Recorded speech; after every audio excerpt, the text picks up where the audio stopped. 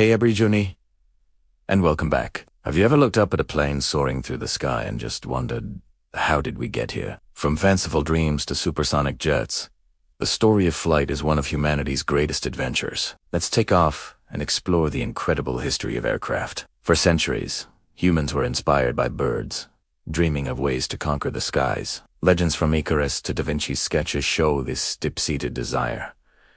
But these early ideas were just that, dreams. They lacked the one crucial ingredient, a way to generate both lift and thrust. Early attempts in the 18th and 19th centuries focused on lighter-than-air flight.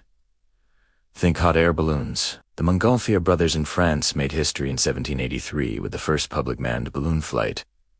It was a spectacle, a marvel, but balloons were at the mercy of the wind. The real challenge was controlled, powered flight. This is where the pioneers of heavier-than-air flight come in. Sir George Cayley, an English engineer, is often called the father of aviation. In the early 1800s, he figured out the fundamental principles of lift, drag, and thrust. He even built and flew the first successful glider, proving that a fixed-wing aircraft could work. Following in his footsteps, others like Otto Lilienthal in Germany made thousands of successful glider flights in the 1890s.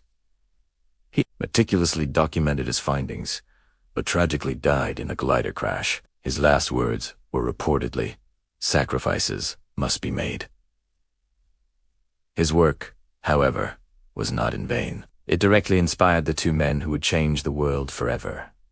Enter Orville and Wilbur Wright. These two bicycle mechanics from Dayton, Ohio, were methodical, brilliant, and relentless. They didn't just build a plane. They systematically solved the problems of flight. They built their own wind tunnel to test wing shapes and, most importantly, they cracked the code of control. They realized that to steer a plane, you needed to be able to roll, pitch, and yaw. Their invention of wing warping, a way to twist the wings to control the aircraft's roll, was a stroke of genius.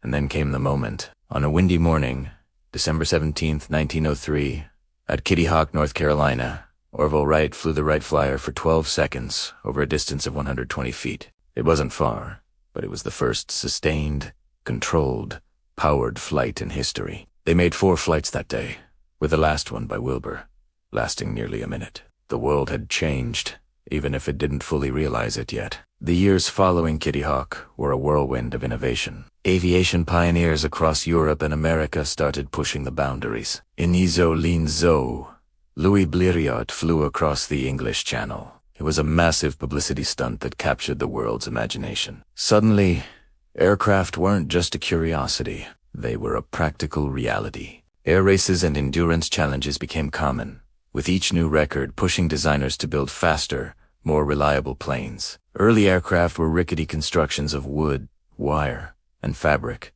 but they were evolving at an incredible pace. Then, World War I broke out, and aviation was transformed from a sport into a weapon of war. Initially used for reconnaissance, planes were quickly armed with machine guns, leading to the birth of the dogfight and the legendary flying aces like the Red Baron.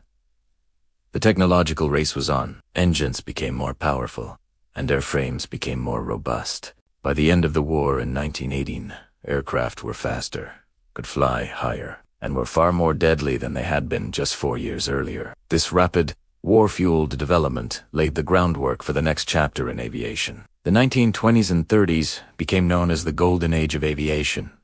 With a surplus of pilots and planes after the war, civil aviation began to take shape. Airmail services were one of the first commercial applications, proving that flight could be reliable and efficient. This was the era of barnstormers, daring pilots who performed thrilling stunts for crowds across the country, and it was the era of record breakers.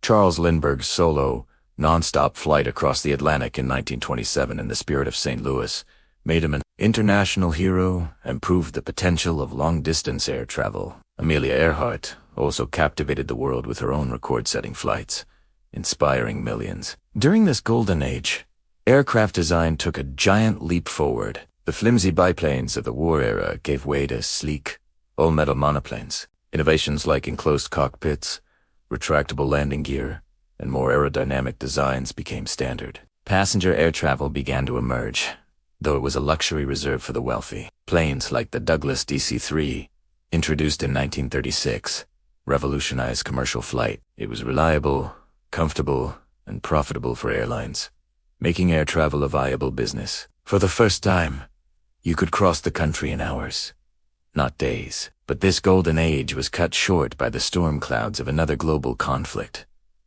World War II. If the First World War introduced aviation to warfare, the second made it a decisive factor. The scale and speed of aeronautical development during this period were simply staggering. We saw the rise of iconic aircraft like the British Spitfire, the American P-51 Mustang, and the formidable B-17 Flying Fortress. Air power dominated the battlefield, from the Battle of Britain to the naval battles in the Pacific, where aircraft carriers became the new kings of the sea. And just as the war was ending, a revolutionary new technology emerged, the jet engine. Both Germany and the Allies were developing jet aircraft in secret. The Hermann Messerschmitt, made to under 62 as the world's first operational jet fighter. And it was a terrifying sight for Allied pilots.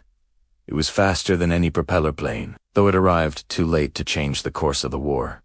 The jet age had officially begun. The sound barrier was no longer an unbreakable wall, but the next great challenge to conquer. The post-war era was defined by the Cold War and the race for jet-powered supremacy. On October 14, 1947, U.S. Air Force pilot Chuck Yeager, flying the rocket-powered Bell X-1, officially broke the sound barrier, reaching Mach 1.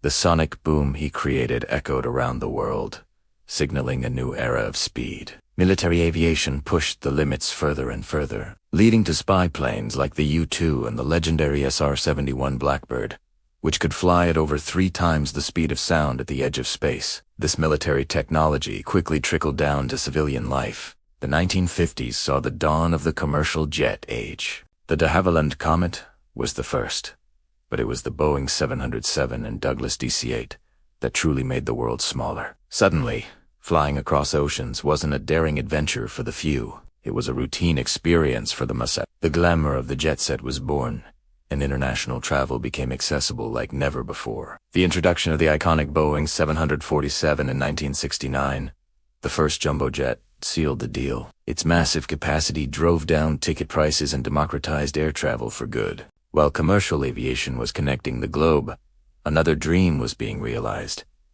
Supersonic passenger flight. The Anglo-French Concorde, which first flew in 1969, was a technological masterpiece. It could fly from London to New York in under 3.5 hours, cruising at twice the speed of sound. For those who could afford it, Concorde offered a glimpse into the future of travel. Unfortunately, high operating costs and environmental concerns meant it was never a widespread commercial success, and it was retired in 2003. In the decades since, the focus of aircraft development has shifted. Instead of chasing pure speed, the industry has prioritized safety, fuel efficiency, and environmental impact. Modern airliners, like the Boeing 787 Dreamliner and the Airbus A350, are built with advanced composite materials, making them lighter and far more fuel. Their engines are quieter and cleaner than ever before. Fly-by-wire technology, where electronic systems replace manual flight controls, has made aircraft safer and more efficient to operate. And what does the future hold? We're on the cusp of another revolution. Electric and hybrid electric aircraft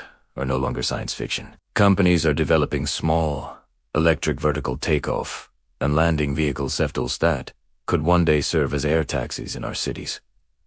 Sustainable aviation fuels are being developed to reduce the carbon footprint of flying, and engineers are even exploring the return of supersonic travel, but this time in a more efficient and environmentally friendly way. From a 12-second hop on a North Carolina beach to a global network that connects billions of people, the history of the airplane is a testament to human ingenuity, courage, and our unending desire to reach for the sky. It's a story of dreamers, engineers, and daring pilots who, piece by piece, built the world we live in today. Thank you so much for joining me on this journey through the history of flight. If you enjoyed this video, please give it a thumbs up. And do you want to forget to subscribe and hit that notification bell so you want to miss our next adventure? See you in the next one.